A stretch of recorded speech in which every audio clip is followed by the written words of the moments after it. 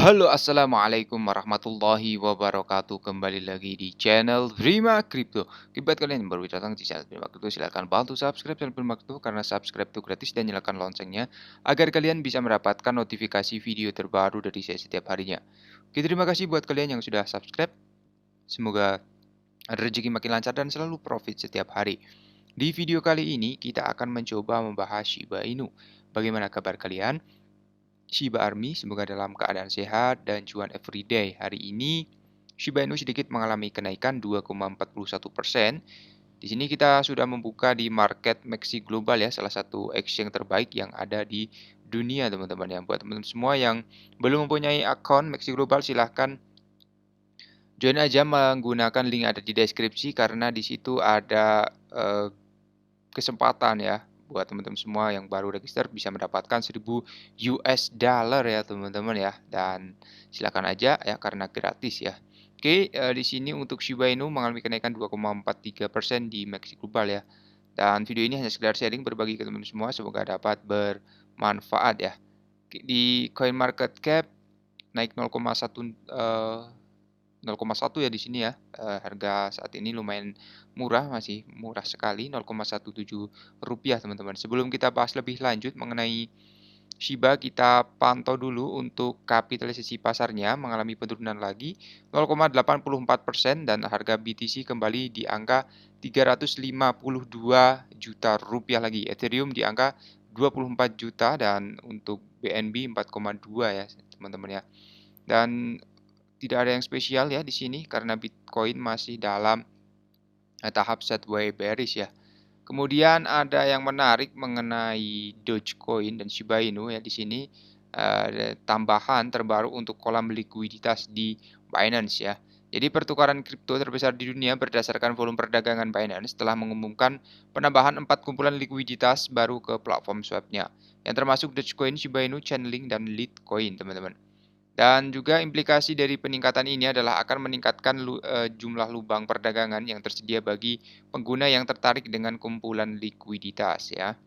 Dan ini akan memberi investor Dogecoin dan Shiba Inu kesempatan untuk mendapatkan lebih banyak dari kepemilikan mereka. Sebelumnya platform hanya memiliki 3 pasangan perdagangan yang tersedia untuk pengguna. Pasangan ini termasuk USDT, BUSD, DAI, dan BUSD DAI teman-teman. Jadi apakah atau apa sih kolam likuiditas? Jadi umumnya kumpulan likuiditas berbasis kontrak pintar mengacu pada sepasang mata uang kripto yang dapat diputuskan untuk ditukar oleh pengguna. Ketika token dipasangkan, pengguna dapat menyetor ke dalam kumpulan semacam itu yang memungkinkan mereka mendapatkan hadiah karena bertindak sebagai penyedia likuiditas, teman-teman. Dan juga faktor utama yang menarik pengguna baru ke kolam likuiditas adalah membutuhkan pembayaran biaya transaksi yang lebih murah ya. Di tahun 2020, Binance meluncurkan platform pertukaran likuiditas pembuat pasar otomatis AMM sebagai bagian dari layanan untuk bersaing dengan pertukaran terdesentralisasi Uniswap yang tumbuh cepat. Pertukaran kripto menawarkan imbalan keuangan kepada penyedia likuiditas dalam token BNB aslinya, memungkinkan pengguna untuk mendapatkan sebagian dari biaya perdagangan. Dogecoin dan Shiba Inu adalah 2 koin meme paling populer di industri kripto dan terus menjadi saksi adopsi besar-besaran, teman-teman. Pertumbuhan tersebut telah mendorong pengungkapan baru-baru ini oleh tim Doge yang memperingatkan komunitas untuk waspada terhadap proyek penipuan yang akan mengklaim terhubung ke koin meme coin atau penjelajah Doge Chain infonya, teman-teman. Dan menurut Misa Bor, Dogechain sebuah proyek yang mengatakan bahwa akan membawa utilitas NFT dan DeFi ke Dogecoin sama sekali tidak berafiliasi dengan ekosistem lain. Di sisi lain juga Shiba Inu terus mencatat permintaan yang tinggi dari ikan paus meskipun pasar sedang lesu ya. Di sini Gimli, seekor paus Ethereum baru-baru ini melakukan pembelian koin meme senilai 3,5 juta dolar, teman-teman. Kemudian mengenai resesi ya di sini, Wali Kota New York mengatakan Amerika Serikat dalam resesi.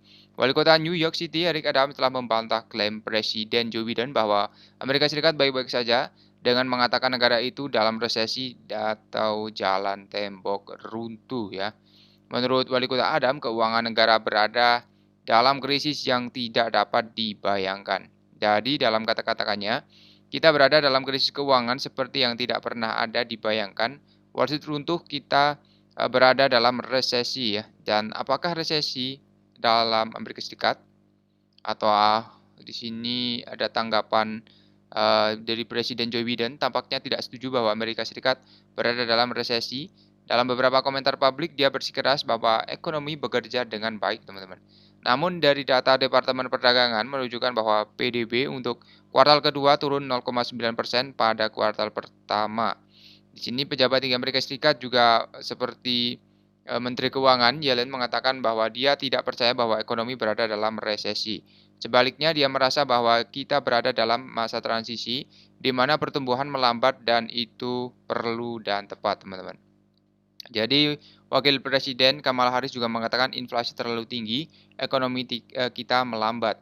Fokus baru pada resesi Amerika Serikat telah menyebabkan pengakuan luas bahwa Gedung Putih mengubah definisi resesi sehingga negara dapat menghindarinya. Menurut Dewan Penasehat Ekonomi Presiden, penentuan resmi dari resesi dan penilaian ekonom atas aktivitas ekonomi didasarkan pada pandangan holistik pada data termasuk pasar tenaga kerja, belanja konsumen dan bisnis, produksi industri dan pendapatan berdasarkan data ini, teman-teman ya.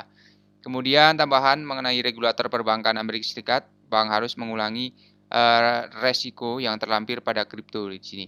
Jadi ketika pasar kripto bearish, regulator perbankan Amerika Serikat terus atau Federal Deposit Insurance mengimbau ke lembaga keuangan yang terlibat dalam layanan kripto untuk menyatakan indeks resiko aset yang tidak diatur. Jumat ini, FDIC meminta bank untuk menegaskan kembali kepada pelanggannya bahwa sektor aset digital tidak diatur oleh pemerintah yang selanjutnya membuatnya rentan runtuh ya.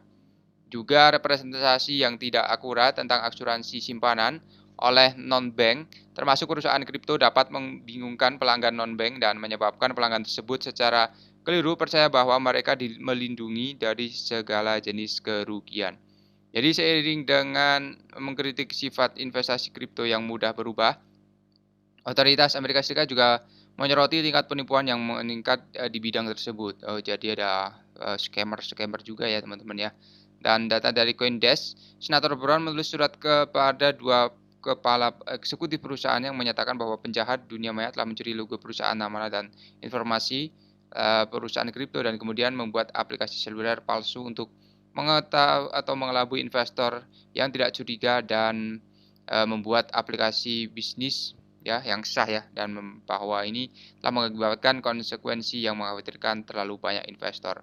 Jadi buat teman-teman semua yang menyimpan di wallet atau di exchange hati-hati ya teman-teman ya, jangan asal memilih exchange ya. Maxi adalah salah satu yang baik ya. Klik aja di deskripsi buat teman-teman semua yang ingin menyimpan dana di Maxi. Oke, jadi seperti ini untuk pembahasan kali ini ya. Sekali lagi, riset gunakan dana dingin dan bebas dalam melakukan investasi. Terima kasih sudah menonton video. Jangan lupa share jika video ini dirasa bermanfaat. Sampai jumpa di video selanjutnya. Wassalamualaikum warahmatullahi wabarakatuh. Salam profit.